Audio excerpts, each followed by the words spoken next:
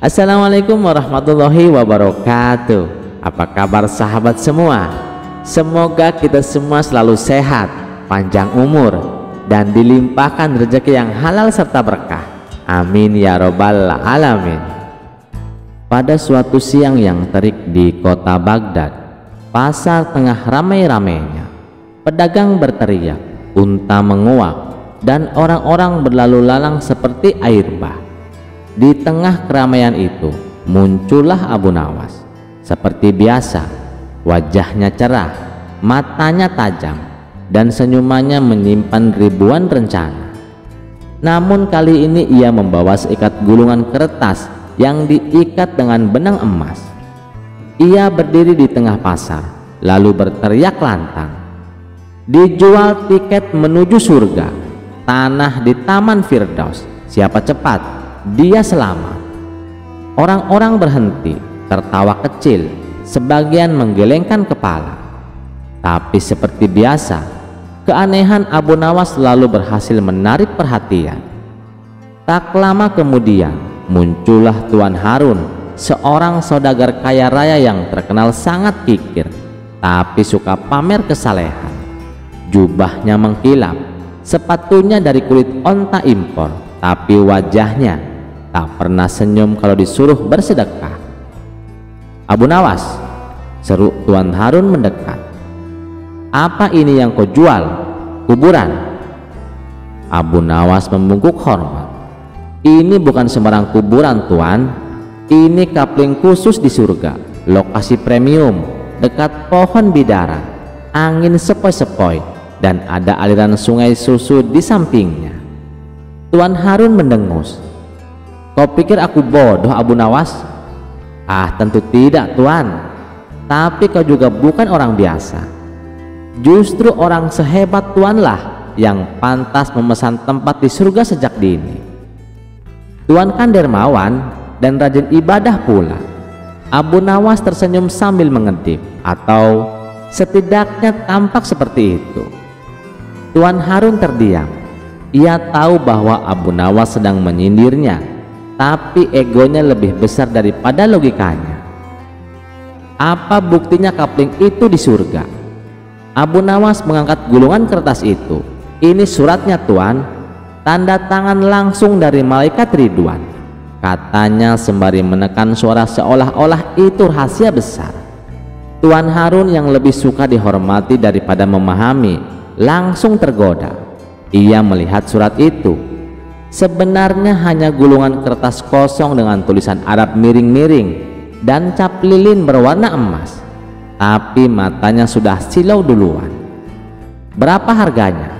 "10 dinar saja, Tuan." "Wah, mahal," sahut Tuan Harun. "Aku ini calon penghuni surga, masa tidak dapat diskon?" Abu Nawas menatapnya lama. "Tuan benar, surga memang tidak bisa dibeli, tapi kalau diskon, itu artinya Tuan tidak sepenuhnya yakin akan masuk surga, bukan?" Tuan Harun tersentak. Ia tidak ingin terlihat pelit di depan banyak orang, apalagi sudah mulai menarik perhatian. "Baiklah, ini 10 dinar. Berikan suratnya," katanya sambil menyodorkan koin emas. Abu Nawas dengan tenang menyerahkan gulungan surat kapling surga itu, lengkap dengan senyuman puas. Keesokan harinya, Tuan Harun membawa surat itu ke masjid, lalu berdiri di depan jamaah dengan penuh bangga. "Saudara-saudara, saya telah membeli tanah di surga. Ini buktinya," teriaknya sambil mengangkat gulungan itu. Para jamaah mendekat, penasaran. Lalu gulungan pun dibuka, tapi isinya hanya sebuah tulisan yang bunyinya, "Ini adalah bukti bahwa engkau cukup bodoh untuk percaya bahwa surga bisa dibeli." Tertanda Abu Nawas. Tuan Harun gemetar. "Ini penghinaan. Aku akan lapor ke Baginda Raja." Di istana Tuan Harun mengadu ke Baginda Raja. "Ampun Baginda, Abu Nawas telah menipuku. Ia menjual kuburan di surga, lalu menghina aku dengan surat kosong ini." Raja pun memanggil Abu Nawas. Tak lama kemudian, Abu Nawas pun datang dengan tenang sambil membawa 2 buah batu nisan kayu. "Abu Nawas," tanya raja, "apa benar kau menjual kuburan kepada saudagar ini?" "Benar Baginda," jawab Abu Nawas. "Tapi kuburan itu kosong, tak ada jenazahnya, tak ada doanya, dan tak ada amalannya." Semua yang hadir tercengang. Baginda Raja pun tertawa terbahak-bahak. "Wahai Harun saudagar kaya, bagaimana bisa kau tertipu?" Tuan Harun terdiam, mukanya merah padam, tapi tak bisa berkata apa-apa. Seluruh istana tertawa, dan Abu Nawas pun diberi hadiah oleh sang raja karena telah menjual pelajaran mahal dengan harga 10 dinar. Sejak saat itu Tuan Harun jadi lebih rajin bersedekah dan tak pernah lagi memamerkan kesalehan palsu. Dan Abu Nawas, ia kembali ke pasar Baghdad. Kali ini ia menjual timbangan amal bekas, dan anehnya tetap saja ada yang mau membeli. Kisah selanjutnya, karena dianggap hampir membunuh Baginda, maka Abu Nawas mendapat celaka. Dengan kekuasaan yang absolut, Baginda memerintahkan prajurit-prajuritnya langsung menangkap dan menyeret Abu Nawas untuk dijebloskan ke penjara. Waktu itu Abu Nawas sedang bekerja di ladang karena musim tanaman kentang akan tiba. Ketika para prajurit kerajaan tiba, ia sedang mencangkul, dan tanpa alasan yang jelas mereka langsung menyeret Abu Nawas sesuai dengan titah Baginda. Abu Nawas tidak berkutik, kini ia mendekam di dalam penjara. Beberapa hari lagi kentang-kentang itu harus ditanam, sedangkan istrinya tidak cukup kuat untuk melakukan pencangkulan. Abu Nawas tahu bahwa tetangga-tetangganya tidak akan bersedia membantu istrinya, sebab mereka juga sibuk dengan pekerjaan mereka masing-masing. Tidak ada yang bisa dilakukan di dalam penjara kecuali mencari jalan keluar. Seperti biasa, Abu Nawas tidak bisa tidur dan tidak enak makan. Ia hanya makan sedikit. Sudah 2 hari ia meringkuk di dalam penjara, wajahnya murung. Hari ketiga Abu Nawas memanggil seorang pengawal.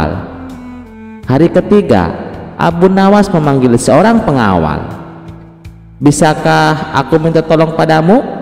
kata Abu Nawas membuka pembicaraan. "Apa itu?" kata pengawal itu tanpa gairah. "Aku ingin pinjam pensil dan selembar kertas. Aku ingin menulis surat untuk istriku. Aku harus menyampaikan sebuah rahasia penting yang hanya boleh diketahui oleh istriku saja."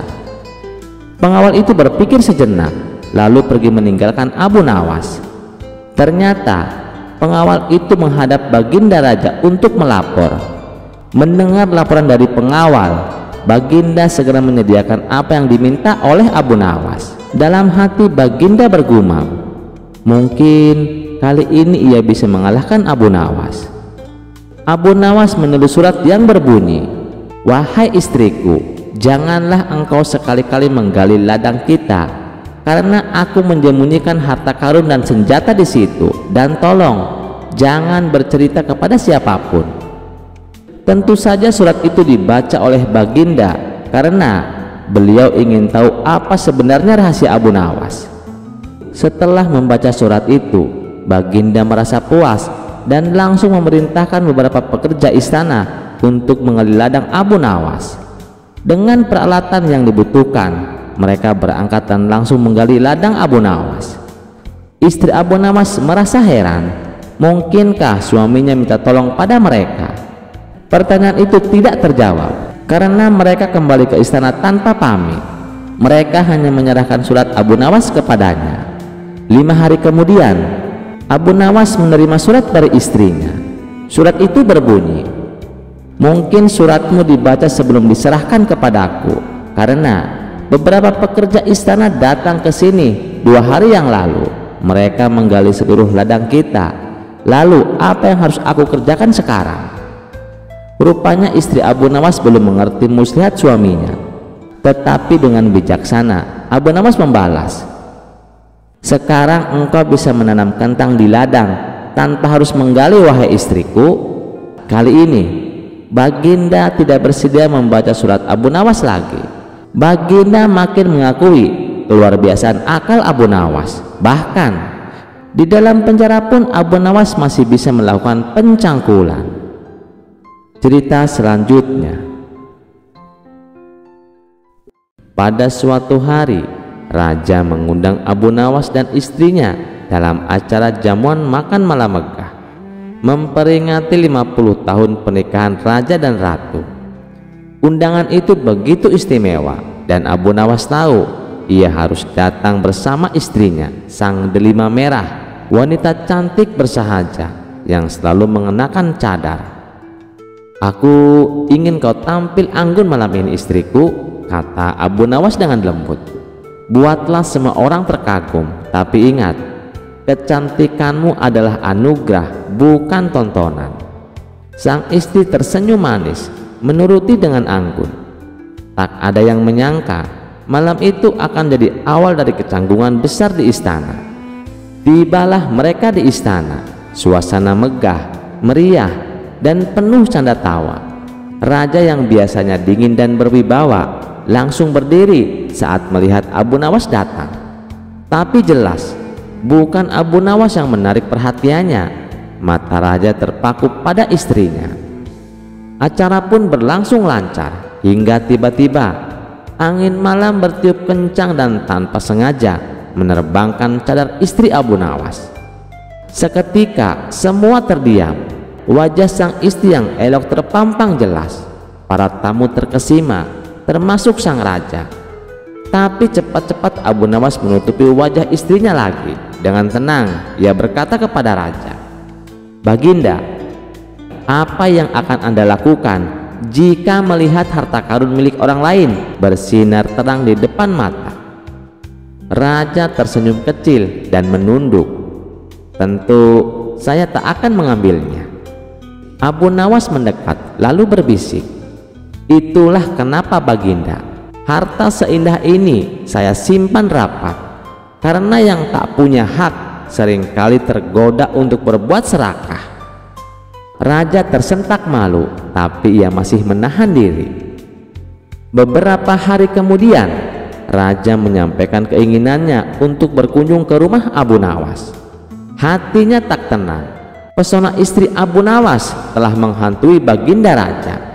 Walaupun tak berkata langsung, tapi gelagat raja jelas menandakan hasrat tersembunyi. Abu Nawas yang sudah curiga lalu berdiskusi bersama istrinya. Mereka menyusun rencana bukan untuk mempermalukan raja, tapi untuk menyadarkan dan mengajarkannya agar tak tergelincir oleh nafsu. Hari kunjungan tiba. Abu Nawas menyambut raja dan para pengawal dengan hangat. Di ruang tamu tersaji aneka kue cantik warna-warni dengan bentuk dan hiasan yang luar biasa menggoda. "Silahkan Baginda," ucap Abu Nawas ramah. "Ini semua buatan istri saya." Raja langsung menyantap. 1, 2, 3 hingga hampir semua dicicipi. Bentuknya berbeda-beda," ujar raja, "tapi rasanya hampir sama. Dari apa ini dibuat?" Abu Nawas mendekat lalu berbisik di telinga raja dengan senyum tajam, "Dari labu Baginda. Bentuk boleh menipu mata, tapi rasa akan tetap sama. Sama seperti wanita, tak peduli secantik apa rupanya. Jika tujuannya hanya untuk dimiliki karena rupa, maka nilainya serupa labu, cantik di luar, hambar di dalam." Raja tersentak, pipinya memerah, pandangannya kosong. Tiba-tiba semua rasa manis dari kue-kue itu berubah menjadi pahit. Ia meneguk air lalu menunduk diam. "Maafkan saya Abu Nawas, saya telah berlebihan." Abu Nawas tersenyum tenang. "Saya hanya ingin Baginda tahu bahwa yang tampak indah belum tentu bisa dimiliki, dan yang bisa dimiliki belum tentu pantas diinginkan. Sejak saat itu Raja kapok menaksir istri Abu Nawas. Ia pun belajar menjaga mata dan hatinya dari niat yang tak pantas. Dan Abu Nawas, ia tetap menjadi penasihat yang setia, bukan hanya dengan kata-kata, tapi dengan pelajaran berbalut kebijaksanaan. Setiap kecantikan adalah anugerah, bukan milik umum. Kisah selanjutnya. Suatu hari Baginda Raja punya niat merayakan pesta hari jadi kerajaan. Raja berniat untuk merayakan pesta bersama dengan rakyatnya. Dan hari yang dinanti pun telah tiba. Rakyat telah berkumpul di depan istana kerajaan. Setelah beberapa saat rakyat menunggu, akhirnya sang raja menyampaikan pidatonya. "Wahai rakyatku, dengarkanlah. Hari yang penuh bahagia ini, aku akan memberikan hadiah kepada fakir miskin. Bukan hanya itu saja, aku juga akan memberikan pengampunan bagi para tahanan, yaitu berupa keringanan hukuman. Bagi mereka yang telah menjalani hukuman penjara, akan mendapatkan potongan masa tahanan setengah dari sisa hukuman yang akan dijalani." Mendengar itu, rakyat sangat gembira dan bersuka cita, diiringi riuhnya tepuk tangan. Terlihat jelas gelak tawa dan wajah ceria rakyatnya saat mereka menyantap makanan dan minuman yang telah disiapkan untuk acara pesta tersebut. Beberapa saat kemudian, acara dilanjutkan dengan pemberian hadiah yang dilaksanakan oleh para pegawai kerajaan. Hadiah bingkisan sembako diberikan kepada fakir miskin.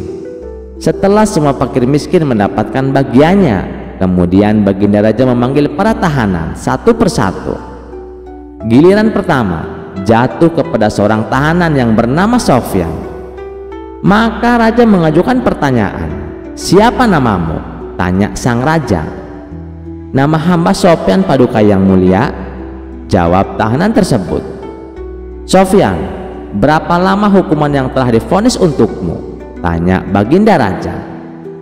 "Hamba divonis selama 2 tahun penjara Paduka yang mulia," jawab Sofyan. "Berapa lama kamu sudah melewati hukuman itu?" tanya raja kembali. "Hari ini terhitung 1 tahun Baginda yang mulia," jawab Sofyan. "Wahai Sofyan, ketahuilah, karena hari ini adalah hari bahagia untuk semua rakyat Baghdad, maka sisa hukumanmu yang tinggal setahun aku potong setengahnya. Jadi kamu hanya akan menjalani 6 bulan penjara," ujar Baginda Raja. "Terima kasih Paduka yang mulia," jawab Sofyan dengan penuh gembira. Selanjutnya tahanan kedua dipanggil menghadap Baginda Raja. "Siapa namamu?" tanya Baginda Raja. "Nama saya Ali Paduka yang mulia." "Wahai Ali, berapa tahun hukuman yang telah dijatuhkan kepadamu?" Dengan wajah sedih Ali pun menjawab, "Hamba divonis hukuman seumur hidup hamba Paduka yang mulia." Jawaban Ali membuat Baginda Raja bingung. Bagaimana cara memutuskannya, sedangkan ia sudah berjanji akan mengurangi setengah dari sisa hukuman yang akan dijalani. Akan tetapi Baginda Raja tidak tahu kapan Ali akan meninggal. Dalam kebingungan itu, tiba-tiba Baginda Raja teringat si cerdik Abu Nawas.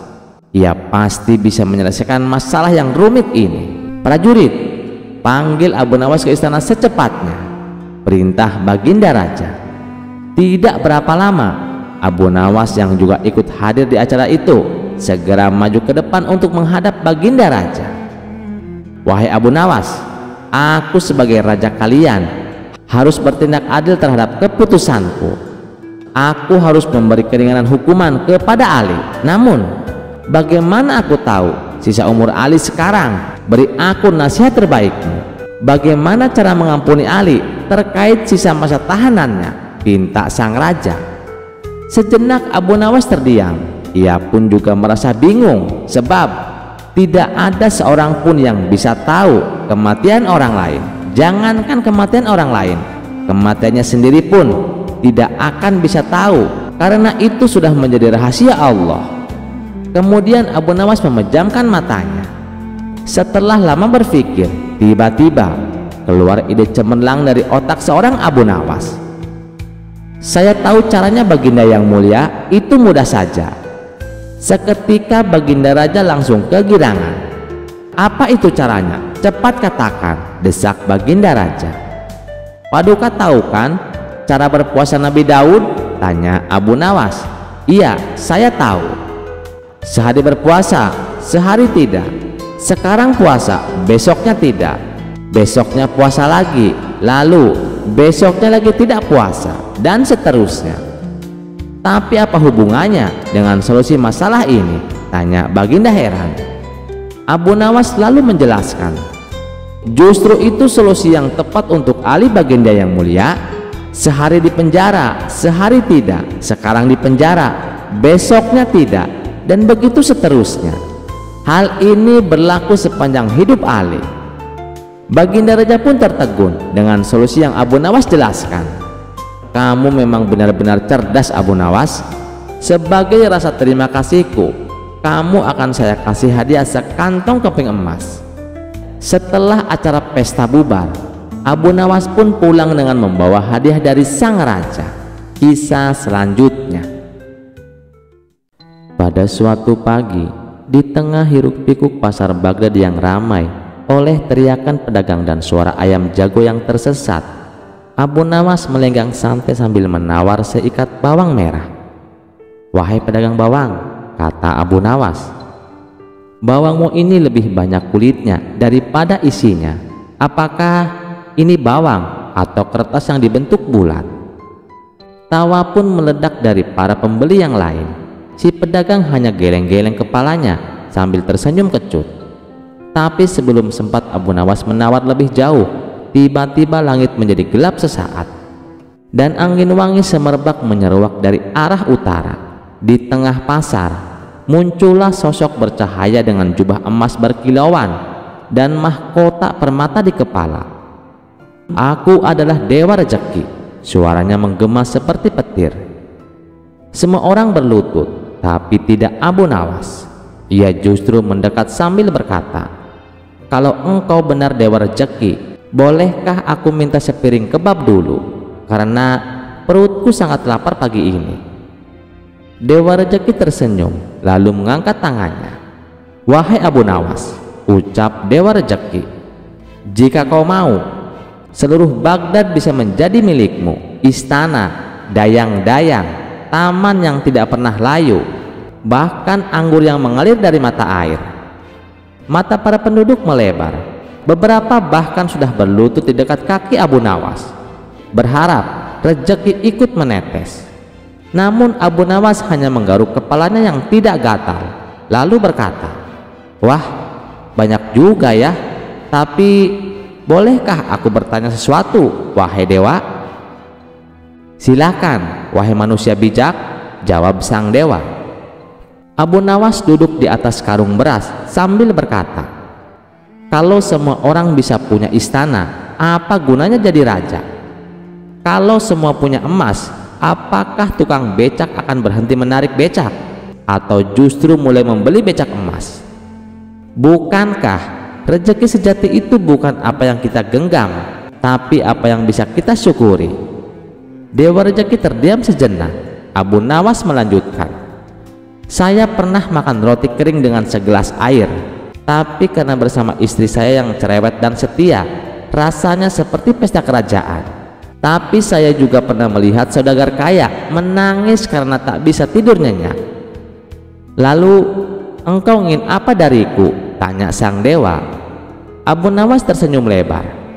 "Berikan aku kemampuan untuk tetap tertawa walaupun kantongku kosong, dan berikan orang-orang di sekitarku hati yang lapang meski dapurnya belum ngebul." Dewa Rezeki tertawa lebar. "Engkau memang berbeda dari manusia kebanyakan, wahai Abu Nawas. Kau tidak meminta kekayaan, tapi kau telah memilikinya. Dan tiba-tiba semuanya menghilang, koin dan permata semuanya lenyap. Tapi anehnya, para pedagang di pasar justru merasa lebih ringan hari ini. Mereka mulai memberi potongan harga tanpa diminta. Tukang roti memberi 2 roti untuk 1 koin. Bahkan si pedagang bawang tadi memberinya seikat babang secara cuma-cuma. Mereka semua merasa cukup. Abu Nawas pulang hari itu tanpa membawa emas atau permata, tapi seluruh kota Baghdad berbicara tentang kisahnya. Anak-anak menirukan gaya bicaranya, dan orang tua mengulang ceritanya di warung kopi, dan para saudagar mulai menghitung rezeki bukan dari harta, tapi dari tawa di rumah mereka. Moral dari kisah ini, rezeki bukanlah apa yang kau timbun, tapi apa yang bisa kau bagi, bahkan jika itu hanya senyuman. Kisah selanjutnya. Suatu hari nasib buruk menimpa Abu Nawas. Rumah tua yang selama ini ia tinggali roboh akibat hujan deras dan angin kencang. Abu Nawas kehilangan tempat tinggalnya. Seluruh harta bendanya pun lenyap tanpa sisa. Ia butuh rumah baru, dan ia tahu tidak ada orang lain yang cukup kaya untuk membantunya selain Baginda Raja. Sayangnya, meminta bantuan secara langsung bukanlah pilihan yang memungkinkan. Ia tahu Baginda Raja memang murah hati, namun ia juga dikenal sebagai sosok yang sangat bangga diri, sombong, dan percaya takdir serta ramalan. Maka Abu Nawas pun mulai menyusun rencana liciknya. Malam itu Abu Nawas duduk termenung di bawah langit penuh bintang. Ia berpikir, lalu tersenyum penuh arti. Aha, kalau Baginda Raja suka ramalan, kenapa tidak kubuat ramalan khusus untuknya? Ia segera mengarang sebuah kisah mimpi mistis penuh simbol, pesan langit, dan tentu saja rumah mewah. Keesokan harinya, dengan jubah compang-camping tapi gaya berjalan bak bangsawan, Abu Nawas masuk ke istana. Ia berpura terengah-engah, seakan baru terbangun dari mimpi panjang yang mengguncang hidupnya. "Wahai Baginda Raja," kata Abu Nawas dengan suara berat dan penuh drama, "aku datang membawa kabar dari langit." Sultan yang tengah bersantai mendongkak penasaran. "Apa maksudmu, Abu Nawas?" Abu Nawas melanjutkan, "Maaf Baginda, semalam aku bermimpi didatangi 7 malaikat dan 1 jin penjaga takdir.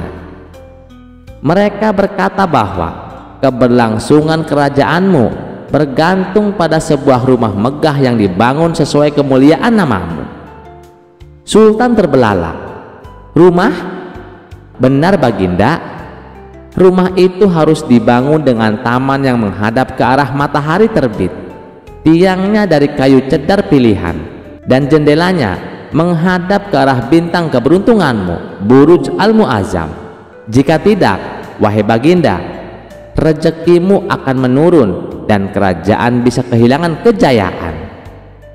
Abu Nawas menghela napas dalam-dalam, lalu menatap lurus pada Baginda Raja. Dan anehnya, rumah itu bukan untuk Baginda, melainkan harus dibangun untuk seorang wakil rakyat yang mewakili kebijaksanaan dan kecerdikan bangsa. Sultan yang suka disanjung pun langsung merasa bahwa ini adalah panggilan takdir. "Dan orang itu yang kau maksud adalah dirimu sendiri, Abu Nawas?" tanya Baginda Raja.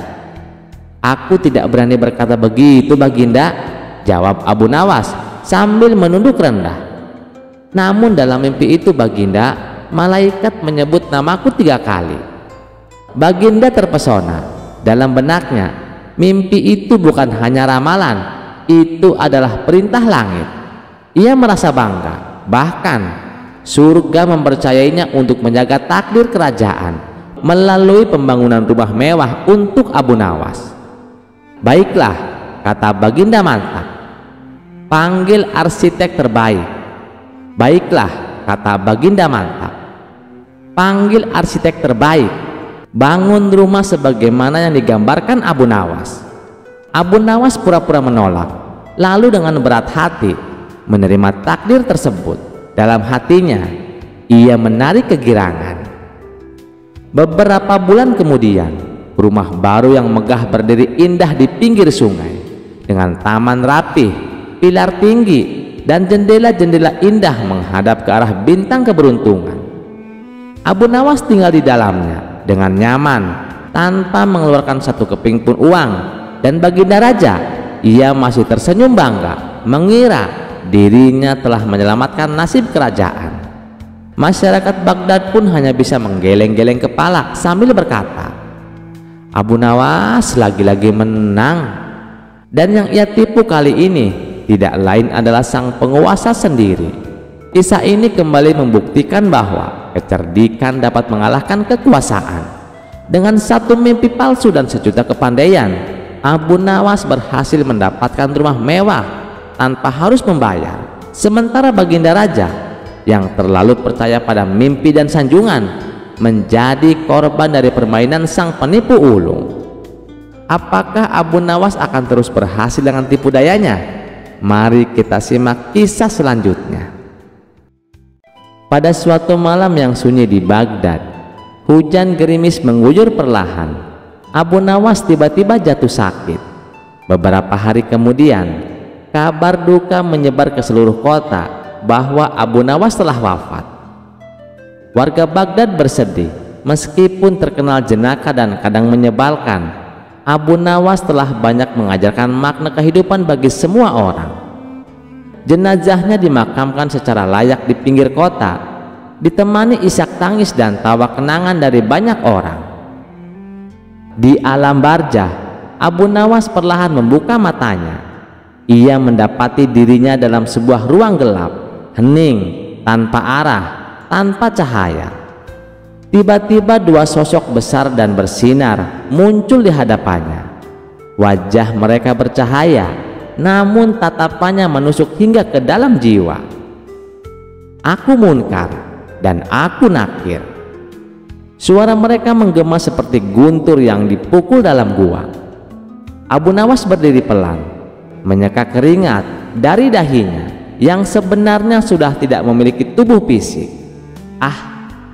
Akhirnya bertemu juga dengan dua malaikat terkenal ini. Senang berkenalan. Kalian kelihatan lebih besar dari bayanganku. Munkar dan Nakir saling memandang.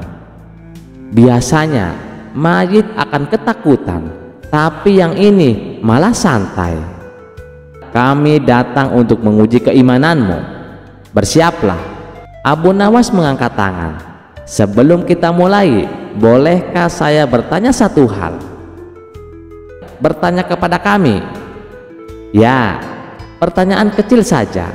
Kalau saya jawab benar, bolehkah saya bertanya satu kali balik kepada kalian? Malaikat terdiam sesaat, lalu mengangguk. Baik, jawablah pertanyaan kami terlebih dahulu. Siapa Tuhanmu? Abu Nawas tersenyum. Tentu saja Allah yang Maha Esa. Apa agamamu? Islam. Siapa nabimu? Baginda Rasulullah Muhammad SAW. Malaikat mengangguk. Jawabanmu benar. Sekarang apa pertanyaanmu? Abu Nawas mengangkat satu jari seperti sedang mengajar di kelas. Pertanyaan saya sederhana. Bukankah kalian sudah tahu semua jawaban saya sebelum bertanya? Malaikat saling melirik. Tentu kami tahu. Kalau begitu, kenapa harus bertanya? Bukankah ini seperti ujian yang jawabannya sudah kalian ketahui? Malaikat mulai sedikit bingung. Sesuatu yang sangat jarang terjadi di alam kubur. Abu Nawas melanjutkan. Kalian bisa langsung mencatat, lulus, atau mungkin kalian sedang menguji kemampuan menghafal saya. Tapi bagaimana jika saya pelupa tapi hatiku penuh iman? Munkar kelihatan hendak bicara, tapi Abu Nawas cepat menyela lagi. Lagi pula, selama hidup saya sibuk membantu rakyat miskin, berdakwah dengan cara jenaka, dan mendamaikan yang berselisih. Apakah kalian tidak mempertimbangkan nilai tambah itu? Nakir berkata, ini bukan negosiasi wahai manusia. Baiklah, kata Abu Nawas, tapi izinkan saya memberikan perbandingan. Jika seorang murid menjawab semua soal ujian dengan benar dan gurunya tetap menyuruhnya mengulang kelas, bukankah itu zalim? Kami tidak zalim. Nah, itu yang ingin saya dengar. Jadi saya luluskan. Malaikat terdiam. Biasanya tidak ada yang bisa berbicara sepanjang ini di alam kubur. Bahkan orang alim sekalipun hanya menjawab sependek mungkin. Tapi Abu Nawas berbeda. Ia tidak hanya menjawab, tapi ia berdebat. Munkar akhirnya berkata, "Abu Nawas, kau dikenal cerdas di dunia, tapi alam ini bukan tempat bermain kata." "Siapa bilang saya bermain?" jawab Abu Nawas. "Saya hanya ingin memastikan bahwa sistem pengujian ini adil, bukan hanya prosedural." Nakir menatap Abu Nawas tajam. "Kau ingin menguji kami, Abu Nawas?" "Bukan, saya hanya ingin tahu apakah kecerdasan yang digunakan untuk menegakkan kebenaran juga dianggap ibadah. Sebab selama ini saya menggunakan logika untuk menertawakan kebodohan, menghibur yang sedih, dan menyadarkan yang lalai." Hening beberapa saat, lalu malaikat berkata, "Kau telah menjawab dengan benar, tapi pertanyaanmu juga menjadi ujian untuk kami." Sebelum mereka pergi, Abu Nawas memanggil, "Tunggu, masih satu hal lagi." Malaikat mulai waspada. "Apalagi wahai manusia?" "Saya hanya ingin tahu, bolehkah saya membawa humor ke surga? Atau apakah kalian lebih suka suasana yang hening dan tegang seperti sekarang ini?" Untuk pertama kalinya dalam sejarah barzah, Munkar dan Nakir nyaris tersenyum. Abu Nawas kembali terbaring di dalam liang kubur, tersenyum damai. Malaikat telah pergi dan catatan amalnya tengah ditimbang di alam lain. Namun di dunia, banyak orang masih bercerita bahwa bahkan di alam kubur, Abu Nawas berhasil menunjukkan kecerdasannya bukan untuk melawan, tapi untuk menyampaikan bahwa iman bukan hanya hafalan, tapi juga pemahaman, keikhlasan, dan kebijaksanaan dalam melihat kebenaran. Kisah selanjutnya. Dikisahkan suatu hari Abu Nawas dipanggil ke istana. Saat memasuki istana, Abu Nawas dihebohkan para pejabat kerajaan sudah berkumpul dengan wajah tegang di ruang utama istana. "Ada apa ini? Apa yang terjadi?" tanya Abu Nawas. Salah satu penasehat mendekat dan berbisik, "Abu Nawas, ini darurat. Baginda Raja sekarat." Mendengar itu, senyum Abu Nawas perlahan memudar. Ia melangkah ke ruang peraduan raja dan terkejut melihat sang baginda terbaring lemah. Tubuhnya dingin seperti salju, wajahnya pucat, dan suaranya nyaris tak terdengar. Hanya matanya yang terbuka menatap kosong ke langit-langit. Tabib, penyihir istana, dan para ulama sudah mencoba segalanya, tapi hasilnya nihil. Timpal penasehat yang lain. "Apa penyebabnya?" tanya Abu Nawas serius. Salah satu tabib menjawab pelan, "Sebuah kutukan kuno dilemparkan oleh seorang dukun sakti yang tersinggung oleh raja dalam debat terbuka. Ia menyimpan dendam dan mengutuk baginda secara halus tapi mematikan. Tak ada obat untuk ini," sambungnya. Abu Nawas hanya tersenyum tipis lalu berbisik, "Kalau sihir yang menanam, maka akal yang akan mencabutnya." Dalam hati ia menggumam, "Pasti dukun tua jelek itu lagi. Tak kapok-kapok juga main-main kutuk-kutukan." Pada malam harinya Abu Nawas bergerak cepat. Ia mengenakan jubah hitam lusuh, menyamar sebagai utusan istana. Dengan tongkat kayu tua dan langkah mengendap-endap, ia menuju hutan angker tempat sang dukun tinggal, di sebuah gubuk reot yang diselimuti kabut, yang dimana burung hantu pun ogah singgah. Ketibanya di sana, ia mengetuk pintu dengan pelan.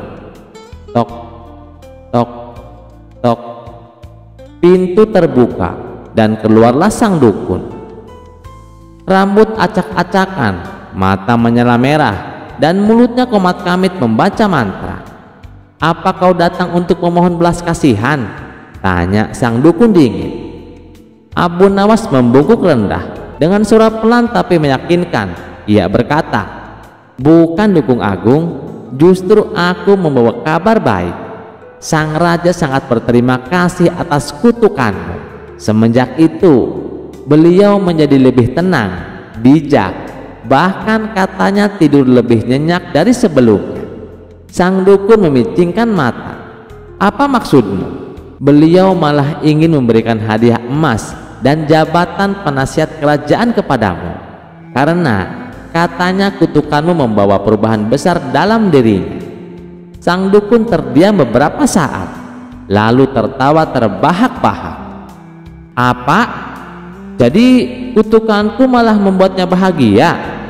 Dengan wajah merah padam, sang dukun mengangkat tangan dan berteriak, "Kalau begitu, aku cabut kutukannya, biar dia kembali ke sifat aslinya yang menyebalkan itu.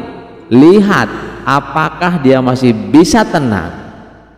Begitu mendengar itu, Abu Nawas buru-buru pamit dengan pura-pura panik, lalu melesat pulang ke istana.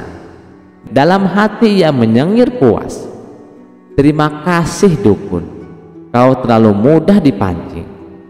Keesokan harinya, raja bangun dari tidurnya.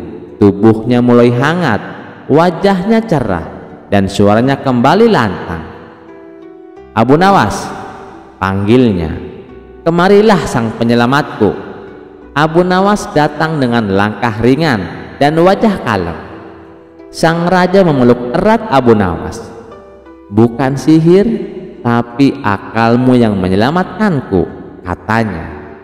Abu Nawas hanya tersenyum dan berkata, "Kadang yang kita butuhkan bukan pedang atau mantra, tapi satu kalimat yang tepat di waktu yang tepat." Kisah selanjutnya. Pada suatu hari yang tenang di kota Baghdad, rakyat menjalani harinya seperti biasa. Para pedagang sibuk menjajakan barang dagangannya di pasar, anak-anak bermain di jalanan, dan para ulama berdiskusi tentang ilmu pengetahuan. Namun ketenangan itu terusik oleh satu kabar mengejutkan, bahwa Abu Nawas meminta agar kiamat segera terjadi. Kabar ini tersebar cepat dari mulut ke mulut hingga akhirnya sampai ke telinga Baginda Raja. "Apa maksud orang itu?" tanya sang raja dengan dahi berkerut. "Kiamat?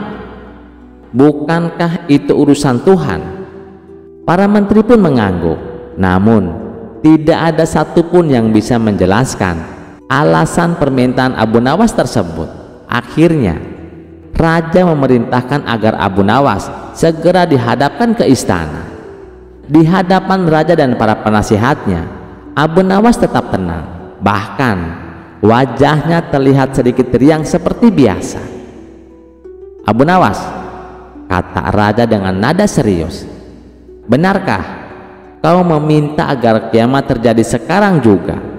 Abu Nawas membungkuk hormat dan menjawab, "Benar tuanku, hamba memohon agar kiamat terjadi secepatnya." Ruangan istana menjadi hening dan raja menyipitkan mata. "Apakah kau sudah gila, Abu Nawas? Apa alasannya hingga kau menginginkan kehancuran dunia dan seluruh isinya?" Abu Nawas menghela napas panjang, lalu mulai bercerita. "Ampun tuanku, beberapa waktu yang lalu hamba berkeliling desa-desa di pinggiran kota. Hamba melihat banyak rakyat miskin yang kelaparan, anak-anak tanpa pakaian layak, dan para petani yang dipaksa menyerahkan hasil panennya kepada para tuan tanah yang tamak. Bahkan beberapa di antara mereka sampai menjual anak-anaknya untuk melunasi hutang." Raja tertegun. Ia belum pernah mendengarkan laporan semengerikan itu dari para menterinya. Abu Nawas melanjutkan, "Hamba berpikir dunia ini sudah terlalu rusak tuanku. Keadilan sulit ditegakkan, Para pejabat hanya mementingkan kekayaan dan rakyat jelata terus menderita. Hamba tidak melihat tanda-tanda bahwa keadaan akan membaik. Hamba berpikir, mungkin kiamat adalah jalan satu-satunya agar semuanya berakhir, agar para penindas dibalas dan orang-orang yang tertindas mendapatkan keadilan. Baginda Raja terdiam. Ia mulai menyadari bahwa ada sesuatu yang luput dari pengawasannya. Ia menatap para menterinya yang kini menunduk dalam diam, seolah merasa bersalah. Namun Abu Nawas, ujar raja pelan, kiamat adalah rahasia Tuhan. Tidak bisa kau meminta begitu saja. Abu Nawas mengangguk. Hamba tahu tuanku, tapi bukankah sebagai hamba yang lemah, hamba boleh memohon? Siapa tahu Tuhan mengabulkan doa seorang rakyat kecil seperti hamba ini. Ucapan itu terdengar seperti sindiran yang halus namun tajam. Raja memahami maksudnya. Abu Nawas tidak sungguh-sungguh menginginkan kiamat. Ia hanya ingin menyampaikan pesan bahwa dunia sudah terlalu tidak adil dan para penguasa telah lalai. Setelah merenung sejenak, Baginda Raja berdiri dari singgasananya. Abu Nawas, katanya tegas, aku berterima kasih karena engkau telah membuka mataku. Aku tidak akan membiarkan rakyatku hidup dalam penderitaan seperti itu. Raja pun memerintahkan para menteri diturunkan ke desa-desa untuk melihat langsung kondisi rakyat. Tuan-tuan tanah yang menindas ditangkap dan diadili. Gudang makanan kerajaan dibuka untuk diberikan kepada rakyat miskin. Dan yang paling penting, dibentuk tim khusus untuk mengawasi keadilan sosial di seluruh negeri. Mulai hari ini, lanjut raja, aku ingin negeri ini menjadi tempat di mana keadilan ditegakkan. Jangan sampai rakyat memohon kiamat karena kita para penguasanya lalai menjalankan amanah. Abu Nawas tersenyum dan membungkuk hormat. Hamba tidak pernah benar-benar ingin kiamat terjadi tuanku. Hamba hanya ingin melihat keadilan turun ke bumi seperti turunnya hujan yang menyuburkan tanah tandus. Raja mengangguk lalu berkata, kau memang gila Abu Nawas, tapi gila yang sangat waras. Seluruh ruangan tertawa lega, ketegangan sirna, dan hari itu kerajaan memulai perubahan besar demi kesejahteraan rakyatnya. Kisah selanjutnya. Al-Kisah. Tak pernah habis akal licik Abu Jahal dalam usahanya mencelakai Abu Nawas. Entah apa yang sebenarnya diinginkan Abu Jahal kali ini. Ia kembali melancarkan fitnah baru. Siang itu ia menghadap Baginda Raja dan dengan penuh keyakinan ia berkata, tuanku, Abu Nawas kini menjadi dukun dadakan. Raja tentu saja terkejut mendengar tuduhan itu. Namun belum cukup sampai di situ. Sepulang dari istana, Abu Jahal terus menyebarkan kabar tersebut kemana-mana. Wahai para warga, Abu Nawas kini dukun. Bahkan tindakannya sudah mengarah pada kekafiran. Katanya berusaha meyakinkan setiap orang yang ditemuinya. Fitnah itu pun menyebar cepat, terutama di kalangan orang-orang yang memang sejak lama tidak menyukai Abu Nawas. Dengan penuh kemarahan, mereka mendatangi rumah Abu Nawas. Awalnya, Abu Nawas terkejut mendengar dirinya disebut-sebut sebagai dukun. Namun, seperti biasa, ia segera menemukan akal. Apa yang kalian inginkan dariku? Tanya Abu Nawas tenang. Orang-orang itu pun menyebutkan permintaan mereka. Ada yang ingin sakti, kebal senjata, tampan, kaya raya, bahkan bisa terbang. Ah, kalian datang terlambat, kata Abu Nawas pura-pura serius. Aku memang sudah memberikan beberapa jimat pada orang lain, tapi menurut arwah nenek moyang yang merasukiku, jimat-jimat itu hanya bisa dibagikan pada malam hari. Ia melanjutkan, datanglah tengah malam dan aku akan memberikannya. Orang-orang itu pun gembira bukan main. Tepat tengah malam, mereka berdatangan berbondong-bondong. Di ruang tamu, Abu Nawas duduk bersila layaknya seorang dukun. Satu persatu mereka maju dan menerima jimat berupa batu kerikil hitam. "Ini adalah batu dari arwah nenek moyangku," kata Abu Nawas penuh wibawa.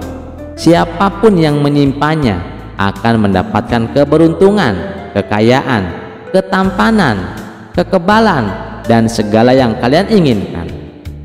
Orang-orang itu pun mempercayainya. Lalu dengan suara lantang Abu Nawas berkata, "Sebentar lagi akan muncul dukun lain yang katanya lebih hebat dari aku.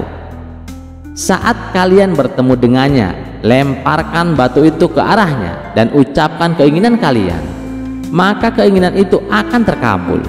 Mendengar penjelasan itu, mereka pun menggenggam erat batu hitam di tangan masing-masing, siap mewujudkan impian mereka. Beberapa bahkan menyodorkan amplop berisi uang sebagai ucapan terima kasih, tapi Abu Nawas menolaknya dengan halus. Setelah semua orang pulang, Abu Nawas merenung. Ia yakin Abu Jahal lah biang dari fitnah ini. "Baiklah," katanya dalam hati, "siapa menggali lubang, dia sendiri yang akan jatuh ke dalamnya." Hari demi hari, nama Abu Nawas sebagai dukun sakti semakin terkenal. Banyak orang datang dan memberinya uang, tapi ia selalu menolaknya sambil berselorong. "Sekarang hamba lebih kaya dari baginda raja. Sekeranjang uang emas hamba terima setiap hari hanya karena jadi dukun." Berita itu pun sampai ke telinga Abu Jahal. Ia marah besar. "Kurang ajar, maksudku agar Abu Nawas dijauhi rakyat dan raja, kok malah jadi kaya raya?" Dengan hati yang penuh iri, Abu Jahal akhirnya memutuskan untuk meniru Abu Nawas. Ia menyuruh orang-orangnya menyebarkan kabar bahwa dirinya kini menjadi dukun hebat. Kabar itu pun sampai ke telinga orang-orang yang sebelumnya menerima batu jimat dari Abu Nawas. Ketika Abu Jahal keluar dengan pakaian ala dukun dan berdiri di halaman rumah, orang-orang itu sudah siap. Mereka berbondong-bondong datang, lalu secara serempak mengeluarkan batu kerikil hitam dan melemparkannya ke arah Abu Jahal sambil berteriak, "Aku ingin kaya, aku ingin kebal, aku ingin gagah dan tampan." Abu Jahal panik bukan main. Iya, sahutnya sambil berusaha menghindari lemparan batu. Ia lari terbirit-birit masuk ke dalam rumah. Sementara orang-orang terus melempari rumahnya sambil bersorak-sorai. Setelah puas, mereka pulang dengan wajah gembira. Tinggallah Abu Jahal yang bingung dan heran, mengapa bisa dirinya malah dilempari. Dari kejauhan, Abu Nawas hanya tersenyum. Ia bukan senang melihat Abu Jahal dipermalukan, tapi ia berharap kejadian itu bisa menyadarkan sang menteri agar berhenti menyebarkan kebencian dan fitnah. Kisah selanjutnya. Baghdad kala itu sedang panas-panasnya membicarakan satu hal aneh tentang sepasang sepatu yang diklaim berasal dari surga. Setiap hari, orang-orang dari berbagai penjuru kota berbondong-bondong ke sebuah toko kecil di pinggir pasar utama. Mereka tidak datang untuk membeli roti, rempah-rempah, kain sutra, melainkan untuk melihat atau membeli sepasang sepatu ajaib. Pemilik toko itu adalah seorang pedagang baru yang tidak dikenal sebelumnya, namanya Abdul Qasim. Ia bukan keturunan ulama, bukan pula orang dari kalangan bangsawan, tapi entah mengapa banyak orang percaya ucapannya. "Ini sepatu dari surga. Suatu hari saya mendapatkannya dalam mimpi. Malaikat memberikannya padaku dan memerintahkanku menjualnya kepada mereka yang ingin berjalan ke surga di dunia ini," katanya lantang. Orang-orang pun terkagum-kagum. Harga sepasang sepatu itu 10 keping emas. Mahal, tapi konon bisa membawa pemakainya lebih dekat ke surga. Abu Nawas mendengar semua ini saat sedang menyeruput kopi di warung langganannya. "Sepatu dari surga?" gumamnya. Apa malaikat sekarang jadi kurir sepatu?" Ia tersenyum tipis. "Baiklah kalau begitu, kita akan lihat siapa yang lebih cepat mengundang malaikat, sepatu itu atau aku sendiri." Dan begitulah awal mulanya keributan yang akan terjadi di pasar Baghdad. Di pagi yang cerah, toko kecil milik Abdul Qasim tampak sangat ramai. Tertempel tulisan besar di atasnya, "Sepatu dari surga, stok terbatas. Pesan sekarang sebelum keburu ditarik kembali ke langit." Abdul Qasim mengenakan jubah putih bersih. Di dadanya tergantung kalung besar dengan batu giok palsu. Di hadapannya, sepasang sepatu usang berwarna coklat tua diletakkan dalam kotak yang dilapisi kain beludru merah. "Sepatu ini, saudara-saudara," katanya kepada kerumunan, "diberikan langsung oleh malaikat Jibril dalam mimpiku. Dia berkata, 'Abdul Qasim, orang-orang zaman ini tersesat. Tunjukkan pada mereka jalan ke surga. Gunakan ini.'" Kerumunan pun serentak berkata, "Masya Allah." Beberapa wanita menangis terseduh-seduh. Seorang pemuda langsung mengangkat tangannya dan berkata, "Saya beli 10 keping emas." Tepuk tangan bergemuruh. Abdul Qasim tersenyum puas. Tapi tak jauh dari kerumunan itu, seorang lelaki berjanggut tipis dan berkopiah coklat sedang memperhatikan dari balik kerai warung kopi, yaitu Abu Nawas. Ia mengangguk-angguk. Luar biasa, jualan sepatu pakai laber surgawi. Lalu ia bangkit, menepuk-nepuk jubahnya dan berjalan pelan menuju masjid tua di ujung pasar. Beberapa hari kemudian, suasana di pasar berubah. Kali ini bukan hanya toko Abdul Qasim yang ramai, tapi sebuah bangku kayu di dekat sumur umum menjadi pusat perhatian. Di sana duduk Abu Nawas, berpakaian putih bersih dengan wajah yang amat serius. Di sekelilingnya berkumpul banyak orang. "Apa benar Abu Nawas menerima wahyu?" tanya seseorang. "Bukan wahyu," jawab Abu Nawas pelan, "hanya titipan pesan dari malaikat." Kerumunan menahan nafas. "Aku didatangi malaikat saat tidur siang di masjid," katanya. "Mereka memintaku menyampaikan kabar penting pada Abdul Qasim." Tiba-tiba orang-orang menjadi lebih penasaran. "Pesan apa Tuan Abu Nawas?" Abu Nawas berdiri dan mengangkat tangan. Malaikat bilang, "Ada kesalahan pengiriman. Sepatu itu bukan untuk manusia. Itu seharusnya dikirim ke seekor kuda surgawi yang kehilangan sandalnya saat berlari di padang Masyhad." Kerumunan terdiam, beberapa tertawa, sebagian lain saling pandang. "Maka untuk itu," lanjut Abu Nawas, "siapapun yang membeli sepatu itu akan dimintai pertanggungjawaban kelak di akhirat karena telah memakai sepatu yang bukan haknya." Suasana mulai gaduh. "Tapi saya sudah beli sepasangnya Tuan," seru seorang pria.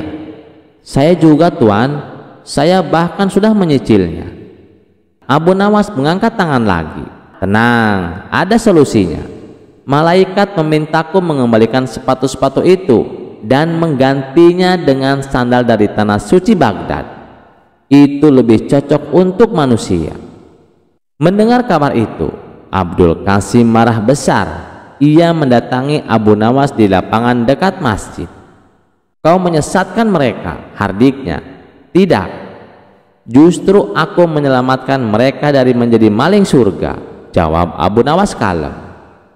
"Kau tidak punya bukti, aku juga tidak punya toko," sahut Abu Nawas. "Jadi aku tidak rugi." Warga mulai memihak Abu Nawas, apalagi setelah beberapa pembeli melapor bahwa sepatu dari surga itu justru membuat kaki mereka lecet dan baunya tidak hilang-hilang meski sudah direndam air mawar. "Sepatu surga kok bikin gatal?" celetuk seorang anak muda. Sejak hari itu, toko Abdul Qasim sepi. Ia akhirnya angkat kaki dari Baghdad, meninggalkan satu tulisan terakhir di pintu tokonya. "Aku kembali ke langit, jangan cari aku di bumi." Setelah keributan pasar meredak dan warga Baghdad kembali pada aktivitas normal mereka, raja memanggil Abu Nawas ke istana. Kali ini bukan untuk dihukum, tapi untuk diberi penghargaan. Di ruangan singgasana, raja berdiri dan berkata, "Abu Nawas, engkau telah menyelamatkan rakyat dari penipuan berjubah suci. Katakan, apa hadiah yang kau inginkan?" Abu Nawas menunduk hormat. "Paduka, saya tidak ingin emas atau permata. Saya hanya ingin satu hal." "Apa itu?" tanya sang raja penasaran. "Izinkan saya mendirikan warung sepatu paling jujur di Baghdad, tempat di mana setiap orang bisa mencoba sepatu tanpa takut dibohongi." Raja tertawa. "Baiklah, tapi dengan satu syarat. Warungmu tidak boleh menjual sepatu dari surga." "Tenang saja Paduka," sahut Abu Nawas. "Saya hanya menjual sepatu dari bumi, tapi yang bisa membuat orang merasa seperti di surga karena kejujurannya." Raja bertepuk tangan, diikuti para menteri. Beberapa minggu kemudian, Abu Nawas benar-benar membuka warung sepatu di pinggir masjid. Di depan tokonya dipasang papan besar bertuliskan, "Sepatu dari bumi untuk orang-orang yang ingin masuk surga dengan kejujuran." Tak ada tipu daya, tak ada janji palsu. Sepatunya sederhana dan murah. Di dekat pintu masuk ia letakkan satu pasang sepatu usang, sepatu yang dulu diklaim Abdul Qasim berasal dari surga, tapi kini sudah penuh lumpur. Salah satu talinya putus dan bagian solnya menganga. Sepatu ini pernah menyesatkan banyak orang. Sekarang ia di sini untuk mengingatkan kita, surga tak datang dari jualan, ia datang dari kejujuran. Setiap hari para pengunjung datang bukan hanya untuk membeli sepatu, tapi untuk tertawa, bercermin, dan belajar sesuatu. Dan sejak hari itu di Baghdad tak ada lagi pedagang yang berani menjual sepatu dari surga, karena semua tahu kalau Abu Nawas tahu pasti diboikot lagi. Terima kasih sudah mendengarkan cerita ini. Sampai jumpa di cerita selanjutnya. Jangan lupa like, share, dan subscribe channel Teman Mimpi. Wassalamualaikum warahmatullahi wabarakatuh.